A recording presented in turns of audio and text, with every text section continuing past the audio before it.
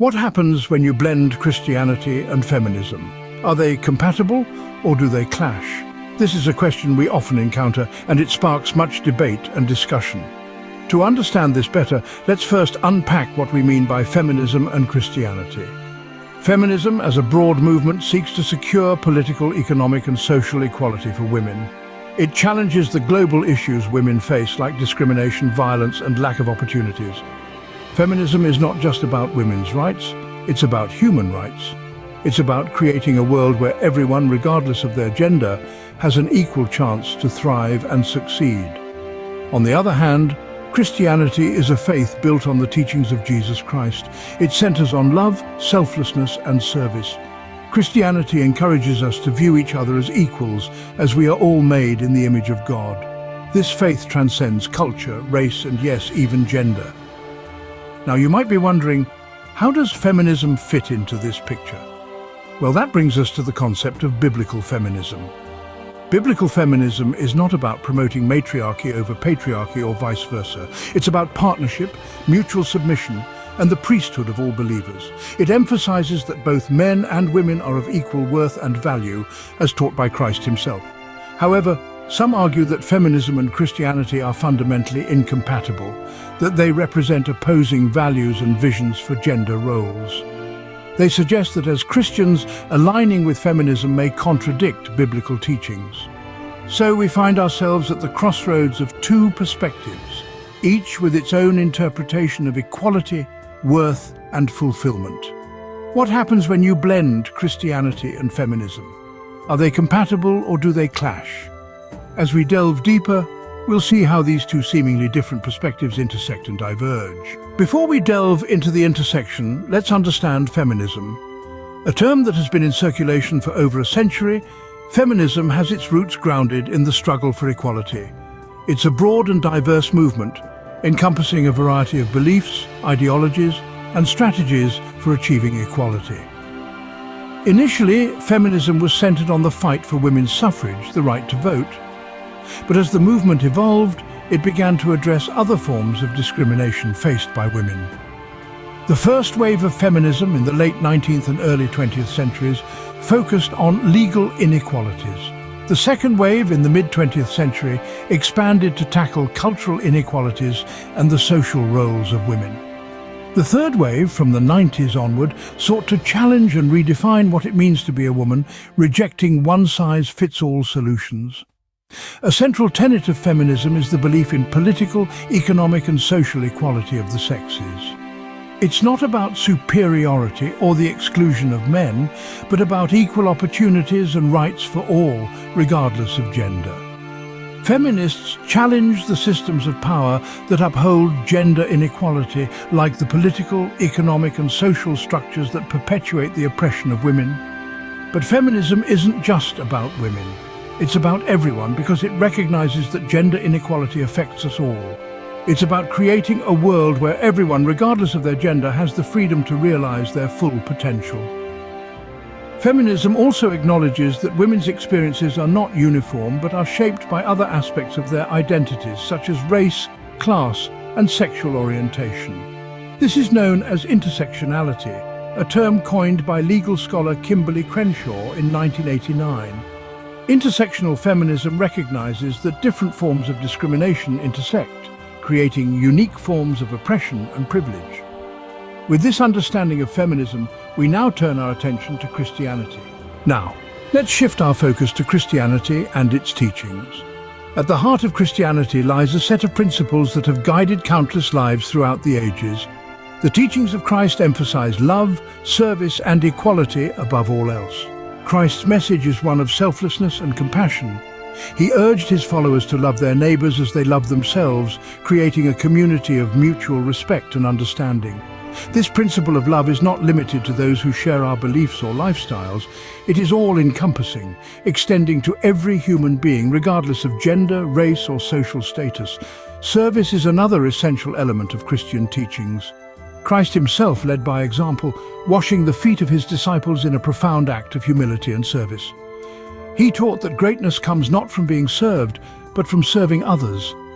This ethos of service extends to all areas of life, encouraging Christians to use their gifts and talents to benefit others and make the world a better place.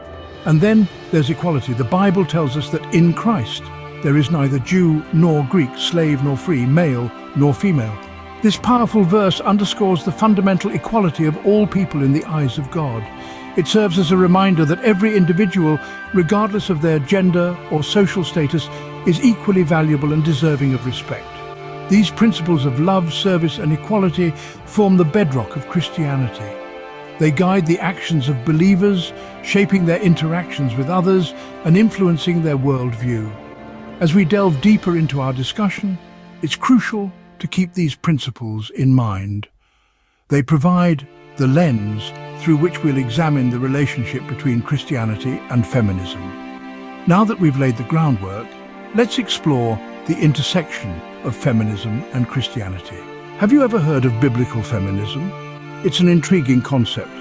This perspective on feminism is deeply rooted in faith in the teachings of Christ.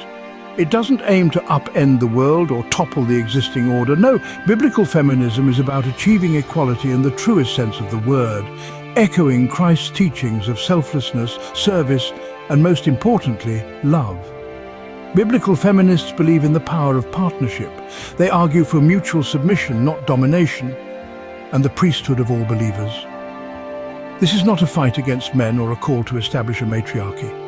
It's a plea for partnership, a call to respect, and an invitation to love as equals, just as Christ loved us. This perspective rejects the patriarchal norms that have long defined our society, arguing instead for a model that mirrors Christ's example. It seeks to dismantle the barriers that prevent women from serving in roles traditionally reserved for men. It's a call to open doors and hearts, to allow everyone an equal opportunity to serve regardless of their gender. But it's important to understand that biblical feminism is not about achieving power or dominance. It's about ensuring that everyone, regardless of their gender, has an opportunity to serve. It's about acknowledging the inherent worth and value of every individual, just as Christ did. However, like any belief or ideology, biblical feminism is not without its critics. Some argue that feminism, even in its biblical form, opposes God's design for gender roles, while others suggest that the quest for equality undermines biblical teachings. Yet at the heart of biblical feminism is the belief that everyone, regardless of their gender, is equally valuable and deserving of respect. It's a belief that's rooted in the teachings of Christ, a belief that calls for love, respect, and equality. Biblical feminism seeks to balance the scales, but not all agree with this approach. While biblical feminism sees a harmony, some argue that feminism and Christianity fundamentally oppose each other. This viewpoint is rooted in the belief that feminism contradicts God's design for gender roles and promotes values that are anti-biblical. Let's delve a bit deeper into this perspective. Those who advocate for this viewpoint often refer to the concept of equality feminism. This is an aspect of feminism that champions the idea of complete equality between men and women in all spheres and sectors of life. However, some Christians argue that this perspective of absolute equality clashes with the biblical blueprint for gender roles. They believe that the Bible outlines distinct roles for men and women, roles that are not interchangeable, but rather complementary. This is not about superiority or inferiority, but about the unique responsibilities and duties assigned to each gender according to God's divine plan. They contend that feminism, in its quest for absolute equality, overlooks these divinely ordained roles and thus goes against the grain of biblical teachings. They argue that true fulfillment and worth for both men and women can only be found in embracing these God-given roles and living within the framework God designed. Yet, it's important to note that this contention does not dismiss the value of women or their contributions. Rather, it emphasizes the belief in the unique purpose and significance of each gender as per biblical teachings. This viewpoint also argues that feminism promotes values that are contrary to Christianity.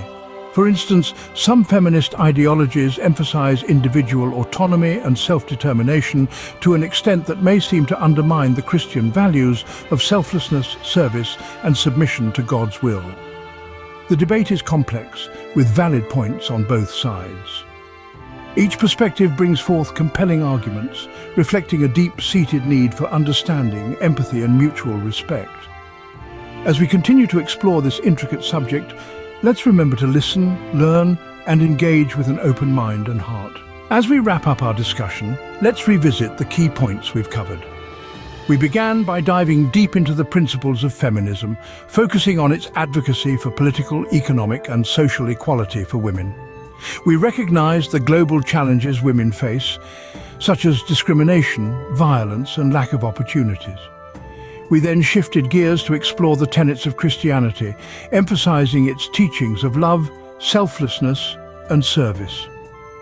We introduced the concept of biblical feminism, an approach that seeks to reconcile these two seemingly disparate ideologies. Biblical feminism posits that both men and women are equally valuable and capable of serving, drawing on Christ's teachings to refute patriarchal and matriarchal norms.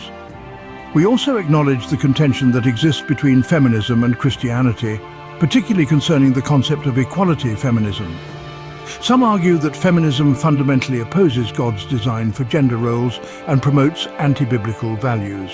Yet, others argue that it's possible to align with feminist principles while adhering to biblical teachings. In essence, the relationship between feminism and Christianity is multifaceted, and the debate over their compatibility is complex. It's essential to remember that interpretations of both Christianity and feminism can vary widely, and it is this diversity of thought that makes the conversation both challenging and enriching. Understanding feminism and Christianity is a complex task, but through open dialogue, we can deepen our understanding. Our conversation doesn't end here. We want to hear from you. As we've explored today, the intersection of feminism and Christianity is a complex one, woven together by threads of belief, interpretation, and personal experiences. There exists a wide spectrum of thoughts, from those who see no conflict between the principles of feminism and the teachings of Christianity, to those who view them as fundamentally incompatible. Perhaps you've found yourself grappling with these very questions, or maybe you've never considered the relationship between these two before. Either way, we invite you to share your thoughts and experiences. How do you reconcile or separate feminism and Christianity in your own life? How have these concepts shaped your understanding of equality, gender roles, and divine design? Your insights and experiences can enrich this conversation, so don't hesitate to join in.